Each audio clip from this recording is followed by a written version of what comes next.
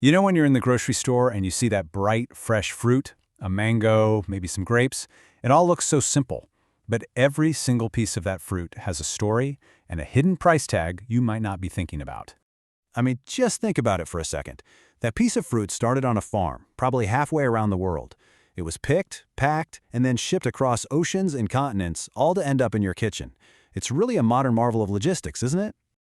Yeah, but that whole journey, it comes with an environmental cost. And today, we're going to unpack that cost by looking at a really fascinating new study, specifically about India's booming fruit exports. Okay, let's get into it. To really get the footprint of just one piece of fruit, we first have to kind of zoom out and look at the bigger picture. We're talking about a massive, fast-growing nation that's trying to balance its economic goals with its environmental responsibilities. So let's start with the economic side of this whole thing. Look at this number, $50 billion. That's what India's agricultural exports were worth in just the 2022-2023 fiscal year. That is absolutely huge for the Indian economy. It's about 11% of their total merchandise exports. So where is all this fruit actually going? Well, this chart here, it's called a Sankey diagram, shows you the major trade flows right out of India. You see those thick bands on the right? They show you the biggest destinations are places like the UAE, Bangladesh, and the UK. It just goes to show what a truly global operation this has become. Okay, so to measure the impact of all this, researchers use a really key idea called trade-embedded emissions. Now, this is not just the fuel for the ship, it's everything. It's the fertilizers on the farm, the power for the refrigerated storage, the final truck ride to the grocery store. It's the entire life cycle. And this brings us right back to that core dilemma. That push for economic growth is powerful and it's necessary. But as trade goes up, so do these hidden emissions. It's that classic tension, growth versus green. So what factors are actually making things better or worse? Well, this study dug into 32 years of data to figure out what exactly pushes that emissions dial up or down. And you know what? The answers they found are probably not what you'd expect. Let's take a look at the key drivers. I mean, some of this makes perfect sense. India's own economic growth, more trade openness, that tends to push emissions up. More activity, more emissions. But look at this. Being a member of the World Trade Organization, the WTO, is actually linked to lower emissions. Same goes for foreign direct investment, which might be bringing in cleaner, more modern technologies. But none of that is the biggest surprise here. No way. The most fascinating and honestly kind of paradoxical discovery in this whole study has to do with the very agreements that are supposed to be protecting our planet.